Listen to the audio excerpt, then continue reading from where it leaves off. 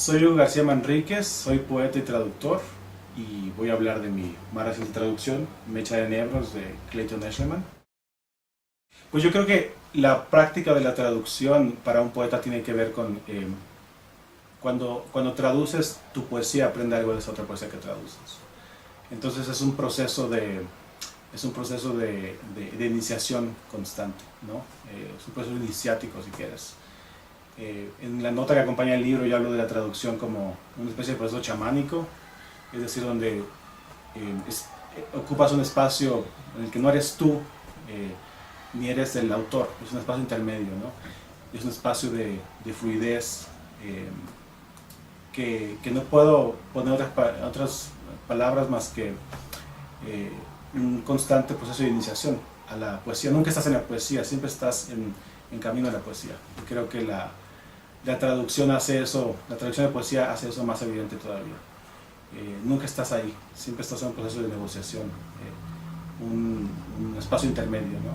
Y lo llamé un proceso chamánico, pero quizá pueda sonar un tanto extraño, pero creo que es un devenir otro siempre, ¿no? Cuando traduces, devienes otro. No eres tú, pero siempre eres tú. No eres el otro. Es un devenir otro, que me parece muy productivo y que es parte esencial de lo que hago.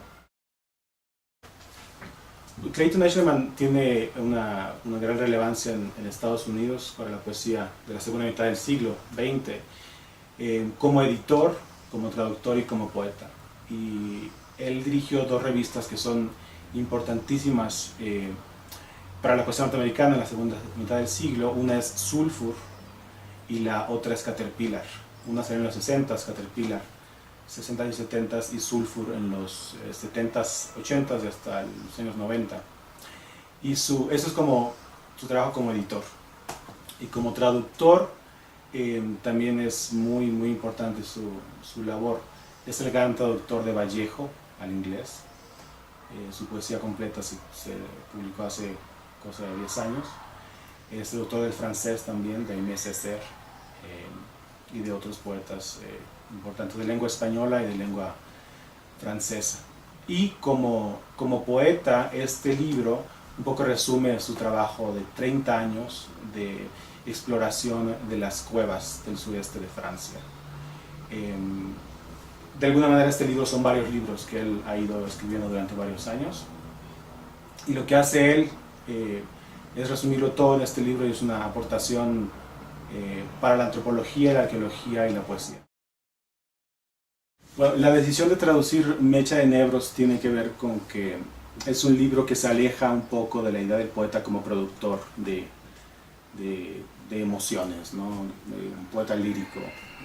Lo que él hace es invitar a su escritura otras disciplinas como la arqueología, como la antropología, los estudios de la mitología y la filosofía. Y también es en gran parte un libro sobre teoría del arte. Y ese es uno de los puntos más importantes del libro, que es un libro poroso, ¿no? Pasa de la poesía a la prosa. Como él dice, él compara el libro con un móvil de Alexander Calder. Dice, la poesía se transforma en prosa y la prosa se transforma en poesía. Y es esa fluidez de la arquitectura del libro lo que es muy demandante y es extremadamente fascinante, ¿no? Hay capítulos que son prosa y capítulos que son poesía, ¿no? Que están en verso, pero dialogan unos con otros, ¿no? Se informan constantemente. Y creo que es uno de los grandes logros de este libro, ¿no? Como dijo Lezama Lima alguna vez, solo lo difícil me parece atractivo, ¿no? La belleza me parece, la dificultad me parece una forma de la belleza. Y creo que la dificultad del libro genera una suerte de belleza que es una recompensa para el lector, ¿no? Entonces, por un lado, tenemos este movimiento constante del libro, ¿no? Se transforma, se informa, pero también dialoga directamente con muchos grabados, ¿no? El libro tiene una cantidad importante de grabados, de reproducciones de figuraciones humanas y animales en las cuevas de Lascaux, en las cuevas, varias cuevas del sur de Francia y el norte de España. Entonces hay un diálogo incluso a nivel visual, ¿no? Tienes las figuraciones, las figuras humanas o animales por un lado en completo diálogo con el verso, ¿no? Entonces están dialogando constantemente. Y creo que es una riqueza que muy pocas veces encuentra uno en la poesía, ¿no? La traducción de poesía siempre es un desafío, ¿no? Y creo que es uno de los desafíos más productivos que puede encarar un poeta y un escritor en general.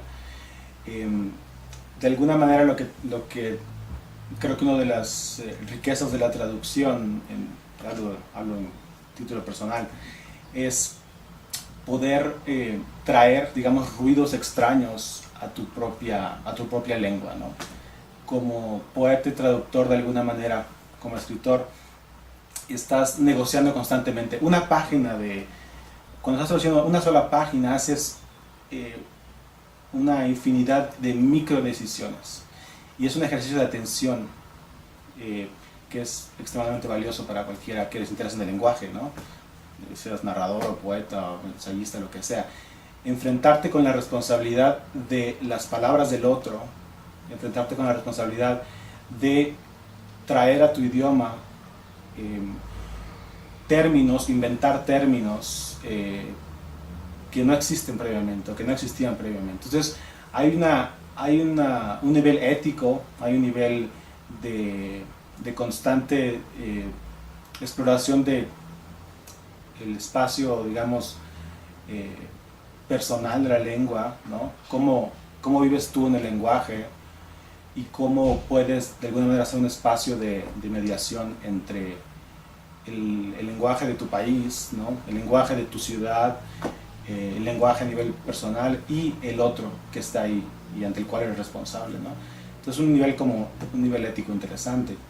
Y de nuevo la cuestión de las microdecisiones. Cuando traduces una página sobre todo en poesía, que es muy importante el sonido y el sentido. El sonido y el sentido están completamente enlazados. Creo que el ejercicio que haces en una sola página a la hora de traducir requiere tantas microdecisiones que tienes que poner atención al sonido y al sentido, de una manera tal que no ocurre en otras prácticas literarias. Cuando estás digamos, dentro de tu propia lengua y no estás mediando con un original, tienes cierta atención, ¿no? al sonido y al lenguaje. Pero en la traducción estás constantemente tratando de ver dónde estás, ¿no? Dónde está el sonido, dónde está el lenguaje, qué se gana, cuándo gana más el sentido, cuándo gana más el sonido.